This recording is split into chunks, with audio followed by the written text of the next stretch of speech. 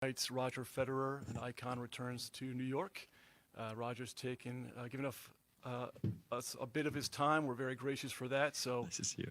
without further ado, we'd just like to turn it over to questions. Roger, Richard Kemp back after the Sports Network. What is your greatest memory in this building? In the sport? In tennis, in this building, Arthur Ashe. Oh, in this building.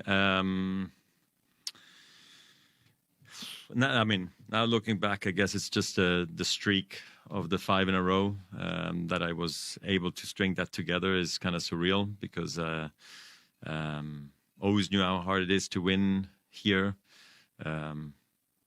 Last major of the season, everybody is gunning for it. Everybody can play on hard courts, and with the humidity, the wind, I guess also the changes over the years here, it's just been a tough one, So I think looking back, that's incredible. My favorite one probably is the match overall with Agassi here. I don't know, it just felt like it was going to be a special occasion for him, and I was defending champion, and that just kind of made it super cool. And I think the year before we played in 5 sets and some crazy wins over 2 days against each other already. And I loved the rivalry I had with Andre at the time. So playing him here in New York was extra special. Yeah. Hi, Roger. Great to see you here. Thank you. It's been a bit of a tricky season on the men's side with Carlos and Yannick struggling with injuries. Mm-hmm. And just in general, there's a lot of talk about players maybe running into burnout, mental and physical difficulties. And I wonder, having gone through it all and done it all on your side, what are maybe a couple of key things that you did to have longevity in this sport? How are you able to deal with it all? And what advice would you give to these young guys who are in the middle of this battle now? I mean, look, every injury is different, right? So some are unfortunate, some are because maybe you just, pushed a little too far and then you got hit with something, or it's an accumulation of a lot of things. I don't know. So I don't know the seriousness and how it all came about. But obviously the most unfortunate time to get hit with an injury is right before the French, and then you kind of miss French Wimby because that goes back to back, and then obviously it's a struggle for the Open, and we've seen that with Carlos. So obviously I always try to keep a good schedule in terms of enough breaks, but that's easier said than done. I took a lot of chances as well where I piled on maybe a couple more tournaments than I should have, but kind of made it through the tournaments, So I think it's important is also to prioritize what's important to you, and that could be, American swing here or Australia for the Aussies. And so everybody has different times of the year when you want to peak, because you can't peak clearly 20 times a year. But and I think fans shouldn't forget that as well. It's hard to peak every single match. But I think now that we see the 2 weeks in the Masters 1000s, that's an interesting new dynamic, which I think the players are probably mentally and physically adjusting to with their fitness coaches and coaches in general. But, I'm proud of the fact that I was able to play from January to November throughout. I never really missed indoor season or, Australia or any of the American swings. I kind of showed up everywhere. But obviously we were always very careful of what's next, and I never really wanted to make it all about the slams as well. I remember Pistol talked a lot about how it was slams only for him towards the end of the career, and I didn't like the fact that was going to be my case. I like too many other tournaments, and I love the ATP Tour. So from that standpoint, I really tried to keep everything a priority, but obviously the body as number one, to be honest. And also the well-being mentally, because if you keep on playing all the time, you also get a bit worn out, obviously. Haley? Haley Fuller, usopen.org. Congratulations on your imminent induction. Thank you. But what does it mean to you to be back here at the U.S. Open and play in front of the New York fans again in a slightly different atmosphere than it was for you? It's nerve-wracking, to be honest. I haven't played a single set in, I don't know, is it Hurkacz Wimbledon maybe? So it's been 5 years. Don't know how it's going to go tomorrow. So there's a lot of uncertainty, but a lot of happiness that I can return to Arthur Ashe, a place where I've had so many beautiful moments, and I don't know, I just get a sort of a chance to be with Roddick and McEnroe and who else is it? Roddick, McEnroe, and Andre, of course. Jeez, blackout. But so it's just nice to connect, with the tennis community again. That's why I try to go to 4 or 5 events throughout the season. But this one's obviously special with, the Icon returns here in New York, and then going to Newport, Rhode Island, and going for the first time over there actually, and getting inducted right away is obviously super special. Means a lot. And it's nice to look back, I guess, one more time, because life goes quick, especially when you have 4 children. You stop remembering what you did or what you've been through. So it's like you go into a time machine, and like everything slows down for a second, and you can actually look back one more time. Because I don't need it in my life, but it's nice when it does happen, because my life on tour was amazing. I loved it, and now the kids are also getting older, so they can also maybe enjoy it a little bit, seeing their dad play, because the girls are 17 and the boys are 12. So I don't think they remember a whole lot of the U.S. Open, to be quite honest, because last time I played, it's been a while now, and when I did play, I wasn't playing super long. Night sessions were tough at the time. It was late for them. So I hope that's also going to be a special occasion for them. Brian? Hey, Roger. Yeah. You were sort of playing so well those last few years of your career. When you lost here in 2019, it kind of seemed like we'll see you next year and you'll go far. Did you sort of miss out that you never had this is the last time, like maybe Serena or Agassi had? And just the fact you've been gone this long, I would have thought with all your business stuff, you would have had like so many requests to be here. What's the reason now, I guess?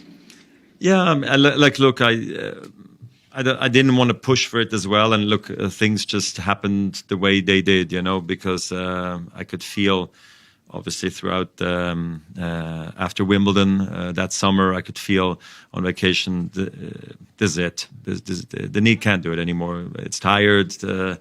The mind can't be patient even more and wait for another couple of years and see what happens. So then ending it at the Labour Cup in London was the right thing to do.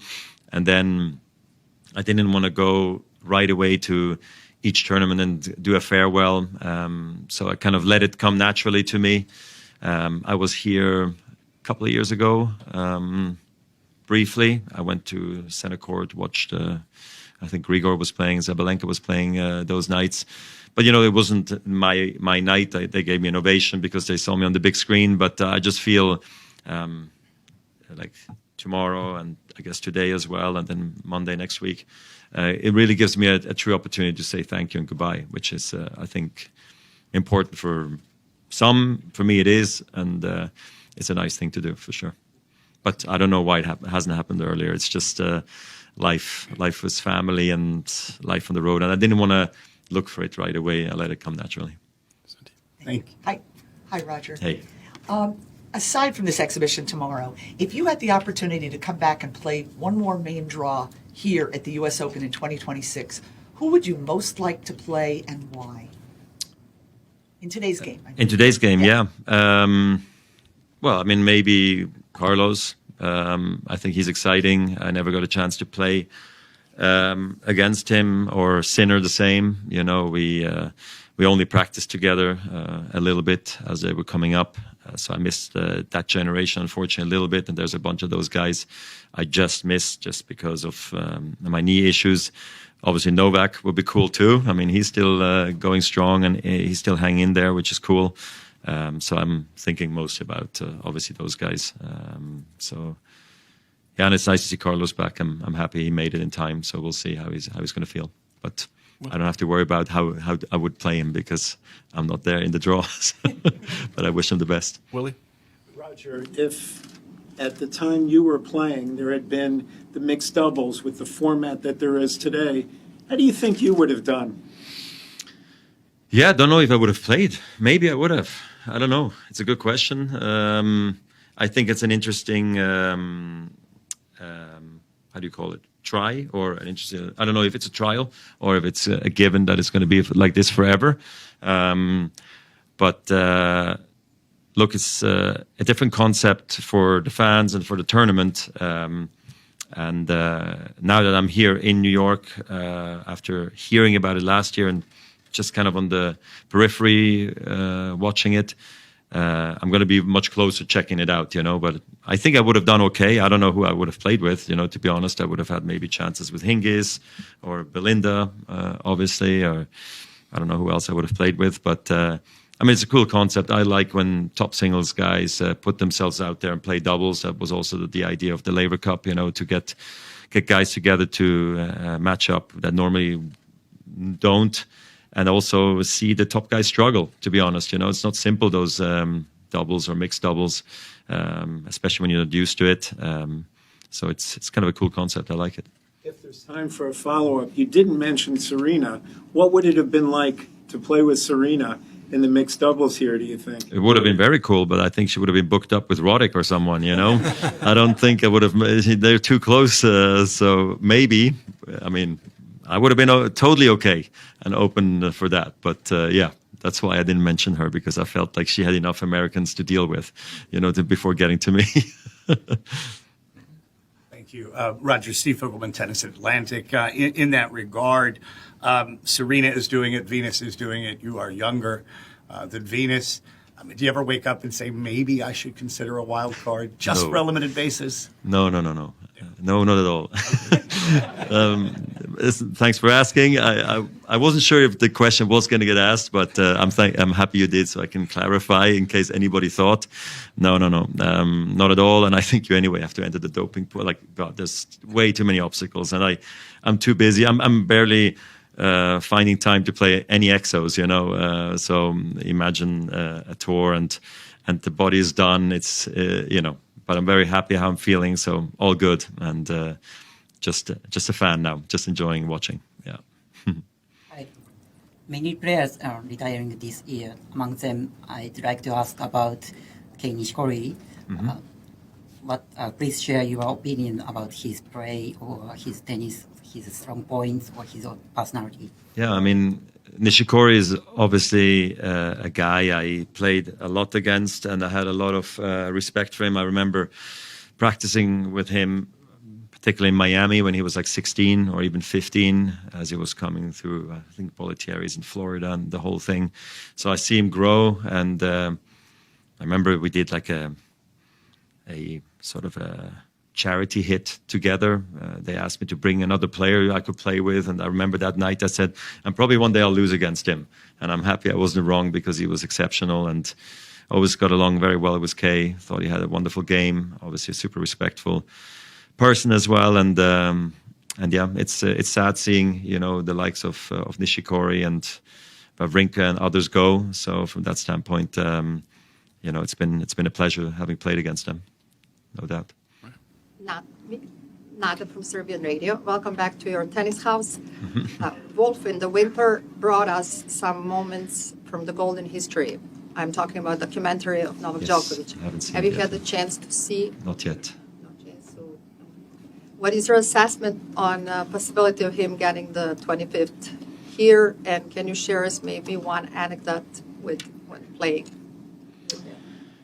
I feel like whenever Novak enters any tournament, for that matter, or a major, he'll be in it with a shot. Anyway, that's my opinion. I have very high regards of Novak. I've seen what he can do, not just once, not just here, not just there. He's done it in every place, and at the highest of levels. So I always think that as long as he's in the draw, there is a chance. And I think that's also one of the reasons he's still playing, because he actually truly must believe that he can still do it. And that's my opinion too. Haven't seen the documentary yet. And, I just think we played each other almost 50 times on all the different surfaces and all the biggest courts. He was a pleasure to play against. Incredible player, unbelievable fighter, figured out his game, became bigger and stronger and better. And it's amazing that he's still going. I'm very impressed. Roger, hi, Carthy, Sky Sports Hey, Tennis. how are you? Nice to see you again. What's been the biggest challenge for practicing to play singles, and what, if anything, have you missed about competitively playing? Haven't really missed it, you know, because you're happy not to put the body through the grind. I don't know how to explain, or maybe it explains it, just not wanting to be out there and defending and scrapping. And so the preparation has just been hitting more tennis balls again, you know, because very quickly when you're retired, I think you go through days and weeks and months all of a sudden where you're hitting very little. So you have to make it a priority, and my kids are getting older, so I get a chance to play more with them. And depending on where we are, I can also just, you know, knowing that there is a light at the end of the tunnel which says doubles match, singles match, whatever it may be, you just have a reason to go back on court. And actually, it's very helpful. I've been in the gym a lot. I love working out with my wife and with my friends whenever we hang out. So I've been doing a lot of that, but it's not like playing tennis, you know. And when you haven't played, you get unbelievable amount of muscle pain. So I feel like my body's ready for tomorrow. But again, we're not playing best of 5. We're not trying to, God knows what to do to each other, you know, hit the drop shots on every second ball. So I think we're going to be respectful to the fact that we're not active players anymore. But I hope it's going to be a lot of fun for us, and same for the fans to just see us back out playing. And I think Andy, from what I heard, is as nervy as me, because we just haven't been out there for that long, which could be maybe more funny overall. We got time for 3 more questions. John Deers with Agence France Presse. I'm wondering, as you've reflected back on your career, looking at the induction on Saturday, have you thought about anything differently in terms of realizing certain moments were particularly impactful or influential that you hadn't realized before? Yeah, I mean, I think when you retire, I think I said it before, that there was a lot of talk also about maybe my personality and what I brought to the game overall when I wasn't on court, you know, which I was a little surprised. I thought it was about, in the moment, still forehand and backhands and saving break points and victories and all that stuff. But actually becomes a little bit, not irrelevant eventually, but it's about what were you remembered for? How did you behave, you know, in the locker rooms or in the corridors or maybe with the media or with the term directors, the ball kids? I don't know. For me, if I look back, that's kind of what I'm very happy about, that I went through 25 years on tour and actually felt like I met a lot of friends, and a lot of people miss me. Same with fans. They come up to me and tell me, oh, what a shame you're not playing anymore. And then I get a flashback saying, like, it was an amazing time. And I say it every time. I loved it. And it's a shame I can't be on the tour anymore. But it was a great, great time. And I miss it dearly, you know. And then that I actually had the opportunity to play, let's say, night sessions here in a US Open final. Even one would have been plenty, you know, because when you enter into a finals of this kind of magnitude tournament, it teaches you so much. It shows you how far you've come, and forever you can think of that moment, you know. So thankfully I have many of those, not that I needed it, but it's just incredible that when I look back at the US Open, as an example, it makes me so proud to have seen like everything I experienced here, you know. And I think with the induction, it gives me a chance to look back on, and also being able to start a foundation that I used to have, still have, I guess, to a degree, the power of the microphone, being able to speak about subjects that I like to speak, or if I want to show up, I can. If I don't have to, you know. I'm in a very comfortable place today, but I'm still happy to be, you know, out there and being in the tennis world from time to time, and because it is the glue to everything that surrounds me still today. And I had the best time, had a lot of friends on tour, you know, from players to people who were organizers, etc. So I hope that a lot of the players who retire also feel the same way about the game, because I care dearly. How you doing, Roger? Thank you for the time. Adesina Koike, a lot of sports talk, usopen.org. The most recent ATP Masters 1000 final featured 2 black players. with Arthur and Francis Tiafoe. You've done a lot of work, humanitarian work, and work with people and help spread the game of tennis to people who are of underrepresented groups in the sport of tennis. Where do you see the game going, or how do you view the game in terms of not just its diversity, but the importance of specifically Francis and Ben Shelton and Arthur and black male tennis players in growing the sport, and obviously the Williams sisters and others have done, yeoman work. Very important. I mean, I think it's nice to see, and it's a I guess, can you call it a beacon of hope? I don't know, like for a lot of people, same when, let's say, I know it's very European and, let's say, American heavy, the tennis tour. But I would love to see Africa and Asia and South America become even stronger, because we have a very global tour, which has its advantages and disadvantages, of course, because again, back to the schedule, the players can't be everywhere, but they can try, and they can try their best. And tennis, I think, is really, truly doing a good job of trying to be as global as possible. So having a moment like this in a big-time tournament, not just in a second round, but actually in the finals, I think is a good sign, gives an amazing signal. And I hope it's going to happen more frequently, that we see that also at other big events happening in the future. And last question in the back. Roger, if no player with the one-handed backhand makes the semifinals at this year's U.S. Open, what is that? It is said to be the first time in tennis history that it hasn't happened for an entire calendar year. What's your breakdown? Majors.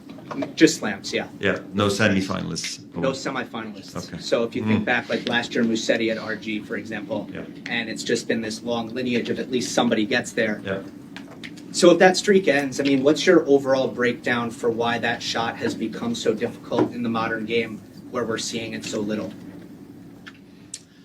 Yeah, good, tough question. I don't know. That's why I'm maybe practicing with Musetti this afternoon in an hour, making sure he's ready. Or give him some wisdom. I don't know. Obviously, we'll see his draw and everything. But no, of course, I love seeing one-handers do well. Look, I think I was doing an interview this morning, actually, and it reminded me that my coaches when I was growing up were, I would say, 90% one-handers. So I think when your coach is a one-handed tennis player, you will be most likely a one-handed tennis player too. I don't know. That's just a little bit of a feel I'm getting.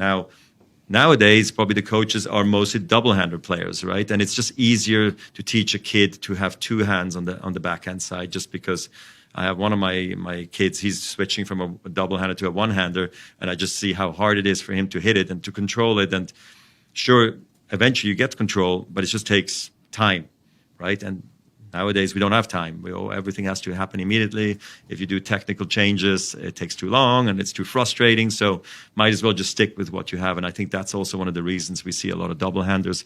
And then you add racket technology, string technology, maybe the slowness of maybe the tennis balls and the courts nowadays, and just that we're working less maybe potentially on transition, less on volleys, whereas maybe back in the day I used to do 50-50, volleys and net play and baseline game. And before my time, it probably was like 80% net play and 20%, baseline drills. And now it's like 90-10, right? Just baseline. And that's why I think the double-hander just allows you, especially with the open stance sliding, like what we've seen Rafa do and Novak do, that it's amazing how you are able to defend out of that side, because before we had the feeling that you were short on the backhand side if you had two hands. And the one-hander was an advantage there, which it seems like it's not naturally the case anymore. Now, I don't know how much also people get injured more with double-handed backhands, because you always hear about left-handed wrists if you're righty with the flick, how that ends up creating problems as well. But I don't think that's going to stop anybody from hitting double-handers. And I just think the accumulation of all that has created that we see so many more double-handers, and it's just an easier shot to learn, I think, when you're younger. But I'm still hopeful that it's not the end, Well, Roger, thank you so much for taking the time. Very We much, truly Roger. appreciate it, and I think I can speak for everyone when I say that we're all looking forward to seeing you back on court tomorrow night. Okay. Well, I hope I'll be okay. Thank you so much. Thank you again.